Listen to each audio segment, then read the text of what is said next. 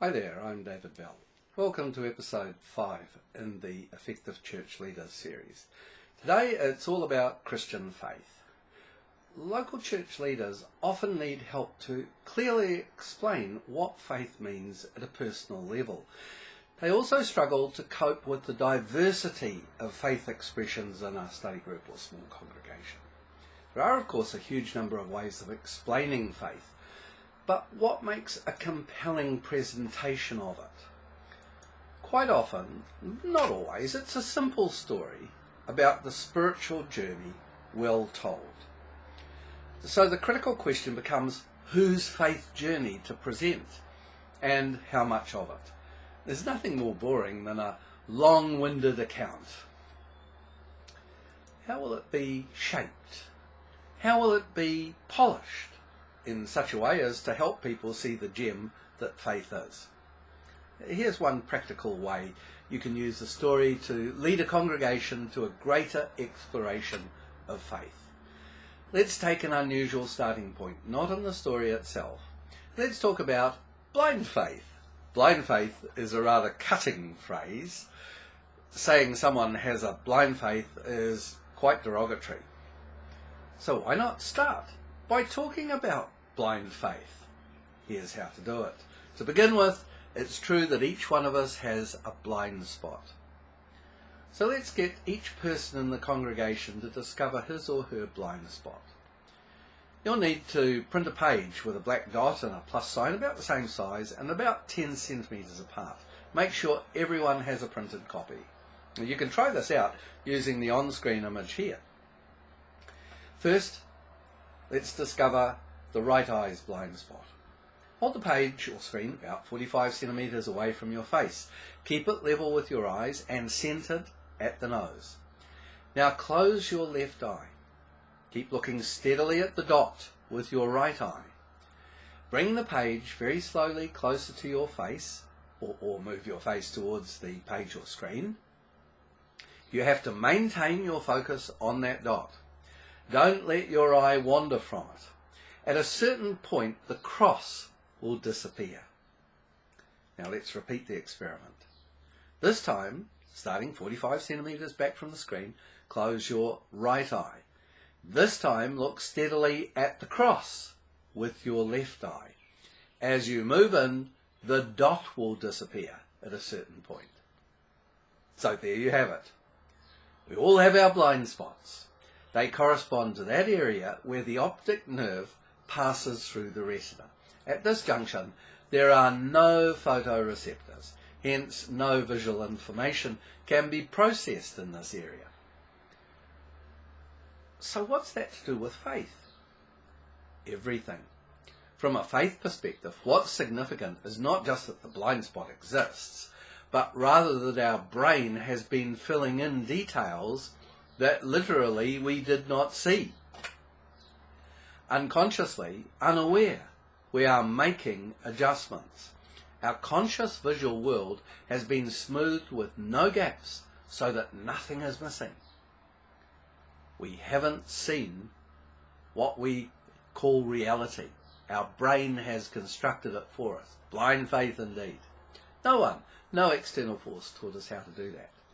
When you think about it, most of what we say, do, think, perceive is like that. Our lives are shaped by forces that we are unaware of in normal daily living. So let's stick with the phrase blind faith. It can take the congregation into even more significant territory. Most of us live in an amazing world of colour, but it's an illusion. A small percentage of the world is either partly or totally colourblind. Yet here's the amazing fact about the great majority. We too are colourblind. In experiments similar to seeing our own blind spot, as we've just done, it can be easily demonstrated that colour vision is in fact quite limited. Our peripheral vision is mostly black and white. We fill it up with colours that we didn't physically see. The world of amazing colour is something we have constructed. Our colour vision is an act of blind faith. With that in mind, here's the compelling faith journey to share. It's put in a nutshell. Jacques Lutheran makes it clear in his book, What One Sees Without Eyes. Lutheran was totally blinded in an accident at the age of 8. Irrecoverable. As a university student, he organised a resistance group during the occupation of Paris in World War II. He was eventually caught and sent to Buchenwald concentration camp, where, despite his blindness, he survived against all the odds. After the war, he became a professor of psychology in Switzerland. In 1971, he was unfortunately killed in a car crash. He was a remarkable person. What he describes as reality itself, and it takes us to the heart of faith. It takes us to a place where we can glimpse what one sees without eyes. He wrote that an astonishing incident happened some days after his accident. He began to see things again, but by a new kind of light. It was not the light of the sighted. He saw as if by a wider or different spectrum. To turn this light on, he discovered he needed to lose fears and learn to love. That's astonishing for an 8-year-old. But he tells us that when he let go his angers and sorrows, he found something amazing. This other light turned on. It guided him in a physical sense more effectively than those guided by the spectrum of visible light. Lutheran came to understand that what we call light, the outer light, is in fact a delusion. The light that matters is the inner light, and it dwells within us. Think of John's Gospel. Though I was blind, now I see.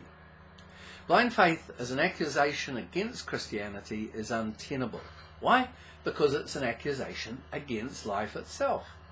Lutheran says that our insight reveals more about the world than our eyesight.